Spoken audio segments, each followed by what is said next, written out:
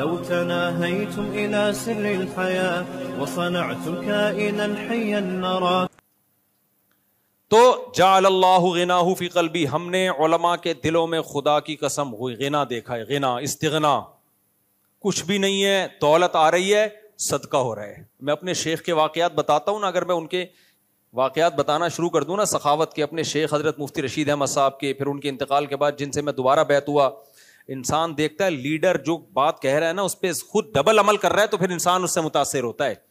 آج چندے کی ترغیبیں بہت دی جاتی ہیں، جو ترغیب دے رہا ہوتا ہے اس کی جیب سے ایک دھیلا بولو نہیں نکلتا. جنت کے ٹکٹ وکٹ ہوتے ہیں، خود خریدنے کی کوشش نہیں کر رہا ہوتا. اس لیے میں کہتا ہوں اپنے بچوں کو جب ترغیب دیا کرو صدقے کی، تو صرف ترغیب نہیں ہے، بچوں کے سامنے صدقہ کر کے دکھایا کرو. باپ چاہتا ہے نا میرے مرنے کے بعد میرے بیٹے میری بیٹیوں کا خیال کریں، چاہتا ہے کہ نہیں چاہتا؟ تو باپ کو چاہیے صرف ترغیبیں نہ دے، اپنی زندگی میں اپنی بہنوں پہ خرچ کرے، بیٹوں کے سامنے،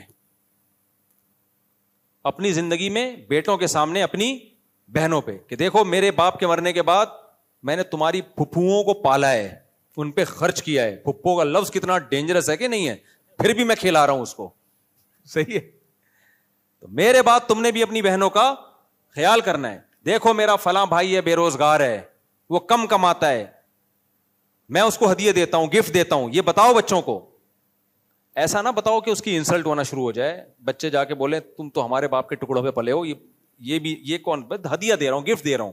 دینا چاہیے تاکہ بچوں کو بھی ہو، بڑے کو ہو کہ یار اگر میرا کوئی بھائی جاب لیس ہو گیا تو ہمارے خاندان کی یہ پرمپرا ہے کہ ہم اس کو اکیلا نہیں چھوڑتے. آج پتہ ہے کیا ہو رہا ہے، 1 کروڑ روپے کما رہا ہوگا، دوسرے کے پاس گٹکے کے پیسے بھی نہیں ہوں گے، پوچھتا بھی نہیں ہے وہ بھائی سے آ کے. یہ بہت بری حرکت ہے. اللہ کو تنگ دل لوگ پسند نہیں ہے، اللہ کو اوپر والا ہاتھ پسند ہے. تخلقوا باخلاق اللہ، حدیث میں آتا ہے جو اللہ کی صفات ہیں وہ اپنے اندر پیدا کرو. اللہ کی صفات تو نہیں پیدا ہو سکتی نا ہمارے اندر، مراد اس سے یہ ہے کہ اللہ جواد ہے، خرچ کر کے خوش ہوتا ہے. تو انسان کو بھی کیا چاہیے، خرچ کر کے خوش ہوا کرے. اللہ رحیم ہے، رحم کر کے خوش ہوتا ہے. تو ہمیں بھی کیا چاہیے، مخلوق پہ ہم رحم کھائیں، ترس کھائیں. اللہ کو ظلم پسند نہیں ہے تو ہم بھی ظلم کو پسند نہیں کریں. تو یہ جو جعل اللہ غناہ فی قلبی ہے نا، یہ میں ٹینشن کی بات کر رہا تھا کہ نبی صلی اللہ علیہ وسلم نے فرمایا جو ساری ٹینشنیں ختم کر کے ایک ٹینشن کو اپنے اوپر رکھتا ہے تو اللہ اس کی ساری ٹینشنیں ختم. پہلا انعام کیا ملتا ہے، جعل اللہ غناہ فی قلبہ، جیب میں کچھ بھی نہیں ہوگا لیکن سینہ ایسا چوڑا ہوگا جیسے کوئی بہت بڑا سیٹ، اندر سے اس کو اپنے اندر سیٹ پنا محسوس ہوگا. صحیح ہے نا؟ تو اس لیے خوش رہے گا، وہ کہے گا اللہ کا دیا ہمارے پاس بہت کچھ ہے. فرمایا وَجَمَعَ لَهُ شَمْلَهُ، اس کی فکروں کو اللہ سمیٹ دیں گے. اور تیسرا انعام کیا ملے گا، ایسا نہیں ہوگا کہ دنیا نہیں آئے گی اس کے پاس. فرمایا أَتَتْهُ الدُّنْيَا وَهِيَ رَاغِمَةٌ، دنیا آئے گی ناک رگڑتی ہوئی. عزت سے دور بھاگے گا، عزت بھی ملے گی. پیسے سے دور، غلط طریقے سے پیسہ، لالچ والے پیسے سے دور بھاگے گا لیکن پیسہ اس کے پیچھے پیچھے بھاگے گا، ذلیل ہو کے آئے گا پیسہ. اور آپ صلی اللہ علیہ وسلم نے فرمایا وَمَنْ كَانَتِ الدُّنْيَا هَمَّهُ، لیکن جس نے دنیا کو فوکس کیا، اس مسجد پہ قبضہ کر لوں تاکہ یہاں سے چندہ آئے. آج کل یہ بھی ایک بڑا مسئلہ چل رہا ہے، مسجدیں اور مدرسے وہ سورس آف انکم بن گئی ہیں بعض لوگوں کی. ایسی لڑائیاں ہوتی ہیں نا، آپ کی سوچ ہوگی، ان کو پتا ہے یار یہاں سے تو سارا سیٹ اپ ہمارا کیا ہو جائے گا. ممبر کا شوق، علماء کہتے ہیں جس کو ممبر کا شوق ہو نا اس کو کبھی بھی ممبر نہ دو. جس کو یہاں بیٹھنے کا شوق ہو نا کہ میں آ جاؤں کسی طریقے سے، وہ اس لائق ہی نہیں ہے کہ اس کو بٹھایا جائے. یہ جو مسند ہوتی ہے نا اس پہ بٹھایا جاتا ہے، بیٹھتا کوئی بھی خود نہیں ہے. تبلیغ میں کبھی ایسا نہیں ہوتا کہ جو کبھی نہیں ہوگا مشوروں میں کہ جی میرا بیان آپ بڑے اجتماع میں رکھ لیں، سیروزے میں اس دفعہ جو مین بیان ہوگا وہ میرا ہوگا. جس دن تبلیغ میں کسی نے ایسا کہہ دیا نا کہ آج اسٹیج پہ میرا بیان ہوگا، اس دن سے اس کے علاوہ سب کا بیان ہوگا قیامت تک کے لیے. اب اس کا بیان تبلیغ میں کبھی بھی نہیں ہوگا. بھائی تجھے کیوں شوق ہے؟ سمجھ میں آ رہی ہے بات کہ نہیں آ رہی؟ یہ آج کل بڑے مسائل چل رہے ہیں مارکیٹ میں. مجھے یاد ہے ایک دفعہ بیان تھا پہاڑ گنج میں، میں اس وقت بہت ہی کم عمر تھا، یعنی یہ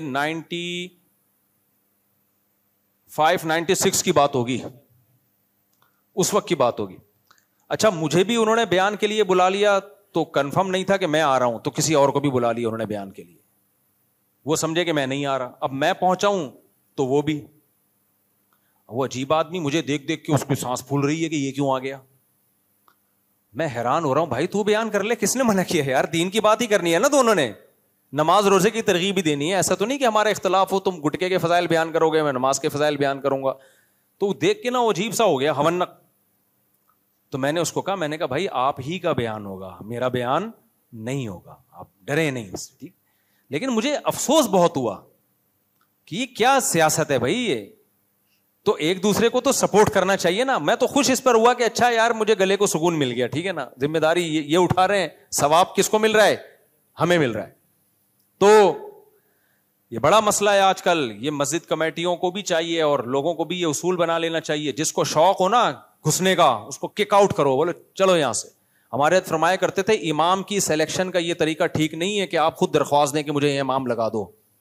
فرمایا امام کی سلیکشن کا طریقہ یہ بڑے مدارس سے آپ رابطہ کریں, ان سے بولیں ہمیں اس طرح کا امام چاہیے, ہماری یہ ضرورت ہے, آپ کو جو بہتر لگے آپ اس کو بھیجیں, وہ بھیجیں گے پھر. تو یہ اس سے یہ مسجدوں کے قبضے وبضے اور یہ ڈرامے بازیاں جو چل رہی ہیں نا یہ ختم ہوں گی, ورنہ تو آج کل مسجدیں تو بھائی پوری وہ بن چکی ہیں. خیر, تو اللہ کے یعنی یہ دنیا کے مختلف طریقے ہیں, یہ دنیا ہے لیکن لیبل اس پہ دین کا لگا ہوا ہوتا ہے.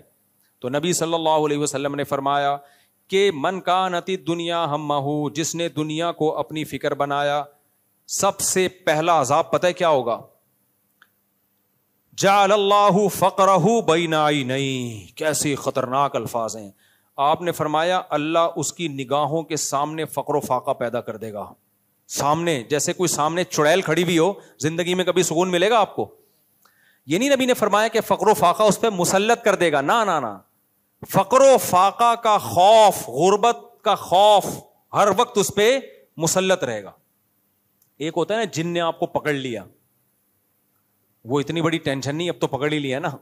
کیا خیال ہے, جیسے وہ آدمی گیا نا جنگل میں قضائے حاجت کے لیے, شیر بیٹھا ہوا تھا, تو اس نے کہا ہمارا تو حساب کتاب ہو گیا, اب تو ہی کر لے جو بھی کرنا ہے تو نے, اب تو ہو گیا نا.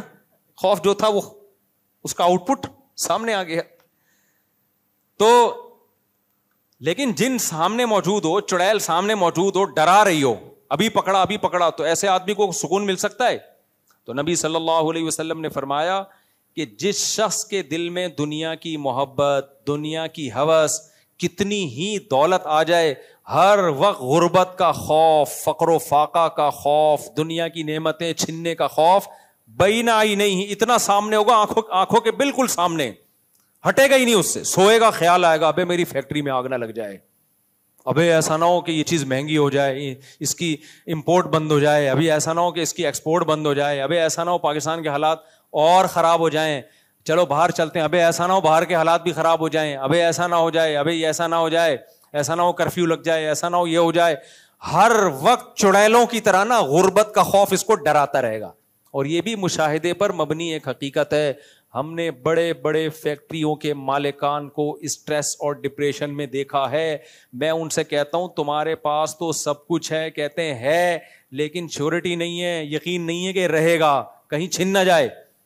ہوا و حرص والا دل بدل دے, میرا غفلت میں ڈوبا دل بدل دے.